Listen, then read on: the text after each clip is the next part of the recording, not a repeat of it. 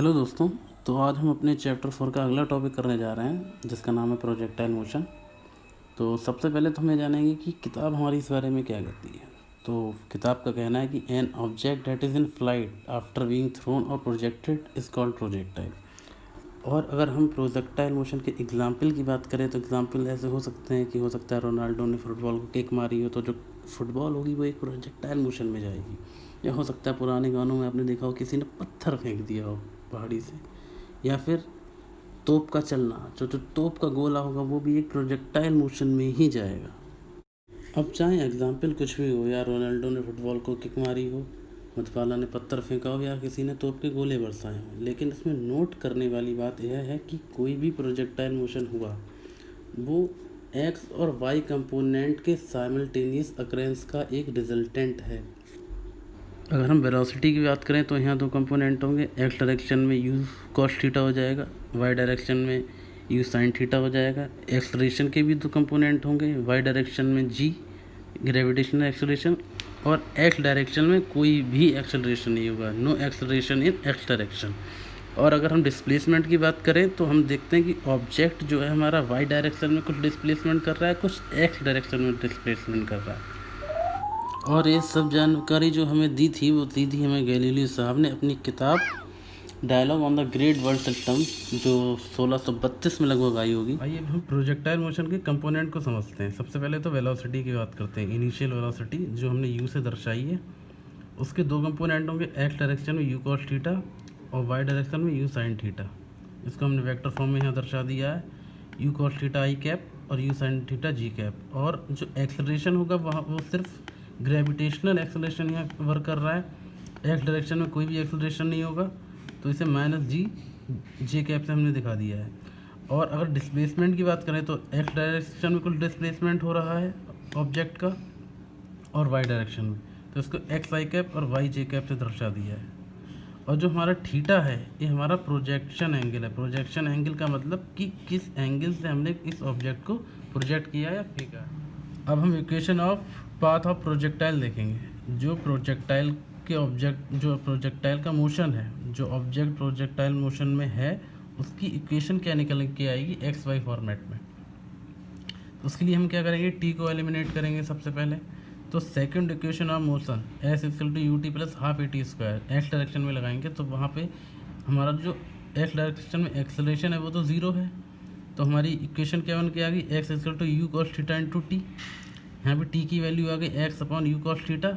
इसे इक्वेशन 1 मान के अब जो हम वाई डायरेक्शन में इक्वेशन बनाएंगे उसमें उस टी की वैल्यू को पुट कर देंगे जो हमने एक्स डायरेक्शन के कंपोनेंट से निकाली थी।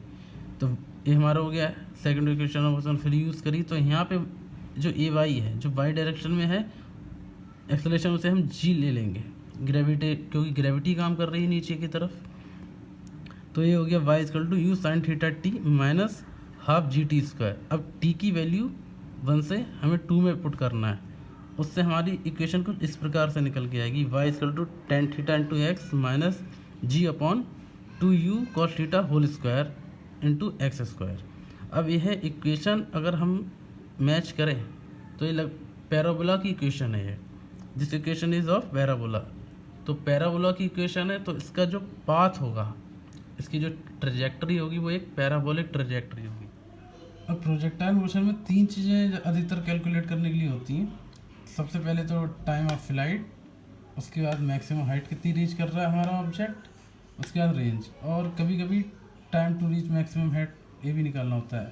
तो टाइम ऑफ फ्लाइट जानेंगे। टाइम ऑफ फ्लाइट में क्या होता है, टाइम ऑफ फ्लाइट का मतलब है एक ऑब्जेक्ट को हमने इनिशियल पोजीशन से फेंका और दोबारा वो ग्राउंड पे दोबारा आया तो उसे कितना समय लगा, यानी जिस वक्त वो हवा में रहा तो उस वक्त उसे कितना समय लगा।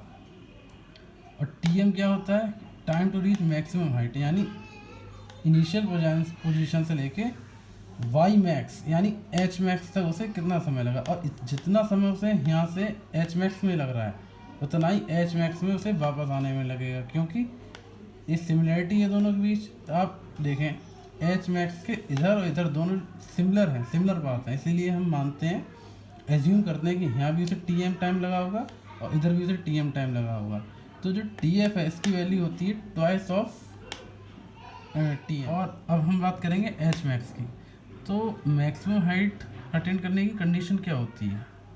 तो उसमें कंडीशन यह होती है कि वहाँ पे जो वाई कंपोनेंट होता है हमारी वेलोसिटी का, वो ज़ीरो हो जाता है, क्योंकि अब इसके ऊपर तो ऑब्जेक्ट जा नहीं सकता। अगर वेलोसिटी होती तभी ऊपर जाता। तो यानी यहाँ पे जो फाइनल वेलोसिटी होगी वाई कंपोनेंट, क्योंकि एक्स में तो मोशन कर ही रहा है, जो हमारा वाई कंपोनेंट होगा वेलोसिटी का, वो फाइनली कितना हो जाएगा, जाके ज़ीरो हो जाएगा। अब हम टाइम ऑफ फ्लाइट को कैलकुलेट करना सीखेंगे कि कैसे कैलकुलेट करते हैं। तो सबसे पहले तो टाइम ऑफ फ्लाइट में हमें ज़रूरत पड़ेगी हमारे एच मैक्स की कंडीशंस की। तो एच मैक्स की कंडीशंस क्या होती हैं कि वाई कंपोनेंट जो होता है वेलोसिटी का, वो क्या होता है, हो जाता है, ज़ीरो हो जाता है।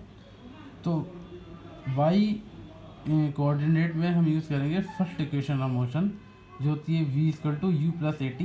तो यहाँ पे वाई कंपोनेंट को हमने ज़ीरो रख दिया, और जो हमारी इनिशियल वेलोसिटी है उसे हमने ले लिया u sin थीटा, वाई एक्सिस के लो। एक्सेलरेशन हमारा वाई डायरेक्शन में g हो जाएगा। और टी एम होता है कि एच मैक्स को पहुंचने के लिए कितना समय लगा है, जो मैंने अभी बताया था थोड़ी देर पहले आपको। यहाँ से हम इक्वेशन हमारी निकल के आएगी टी एम की u sin θ/g, यानी टी एम वह समय है जो मैक्सिमम हाइट प्राप्त करने में लग रहा है ऑब्जेक्ट को। अब जो हमारा टाइम ऑफ फ्लाइट होगा वो इसका दुगना होगा, तो ये हो जाएगा हमारा 2u sin θ/g। अब हम ये देखेंगे कि मैक्सिमम हाइट ऑफ प्रोजेक्टाइल को कैसे कैलकुलेट करते हैं। तो बहुत इजी है। जो सेकंड इक्वेशन ऑफ मोशन है s = ut + ½ at², ये वाई कंपोनेंट की हम डिस्कस कर रहे हैं। और इसमें जो हमने टी एम निकाला था लास्ट, u sin θ/g, तो उसी वैल्यू को इसमें पुट कर देना, और कुछ नहीं। इसमें हमने t की वैल्यू पुट कर दी, t को वैल्यू हम पुट करेंगे u sin θ/g। इसी को सॉल्व करते हुए हमारा निकल के आया जाएगा s max = u sin θ² maximum range हम कैसे पता करेंगे? तो हमने रेंज का फॉर्मूला क्या निकाला था, u² sin 2θ/g। तो यहाँ पे देखिए कि डिपेंडेंसी रेंज की किस पे है।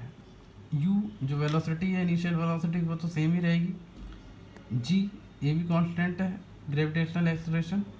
तो यहाँ पे सारी जो डिपेंडेंसी है रेंज की, वो किस पे है, sin 2θ पे, यानी थीटा पे। तो थीटा हमारा एंगल ऑफ प्रोजेक्शन है। तो एंगल ऑफ प्रोजेक्शन से ही डिपेंड करेगा कि हम रेंज मैक्सिमम कितनी अटेंड कर सकते हैं। तो साइन थीटा की मैक्सिमम वैल्यू कितनी हो सकती है, 1 हो सकती है। तो 2θ हो जाएगा हमारा साइन इनवर्स 1। तो 2θ अगर हमारा 90 होगा तभी साइन 2θ हमारा क्या कहते हैं 1 होगा। अगर 2θ 90 है तो थीटा हमारा 45 डिग्री होगा। तो हमारी RL मैक्स होगी u²/g, और तब होगी जब हमारा साइन 2θ 1 होगा। और 1 हमारा जब होगा जब हमारा थीटा जो है वो 45 डिग्री पे होगा। यानी अगर हम एंगल ऑफ प्रोजेक्शन को 45 डिग्री पे रखें, 45 डिग्री पे रखें, तो हम रेंज को मैक्सिमम प्राप्त कर सकते हैं। गैलीलियो साहब ने अपनी किताब टू न्यू साइंस में एंगल ऑफ प्रोजेक्शन के बारे में कुछ बताया है। उन्होंने कहा है कि 45 से थोड़ा एंगल ज़्यादा हो या 45 से थोड़ा एंगल कम हो, तो उस केस में जो रेंज होती है वो सेम निकल के आती है। आइए अब इसको हम ग्राफिकल और मैथमेटिकल दोनों तरीके से प्रूफ करके देखें। अगर गैलीलियो साहब की बात को हम ग्राफिकली समझें तो इस प्रकार समझ सकते हैं। यहाँ पे r' जो है ये वो पोजीशन है जहाँ पे अलग अलग एंगल पे एक ही रेंज प्राप्त करी है। अगर 45 से हम एंगल थोड़ा कम रखते हैं तो हाइट कम हो जाएगी, रेंज उतनी ही रहेगी।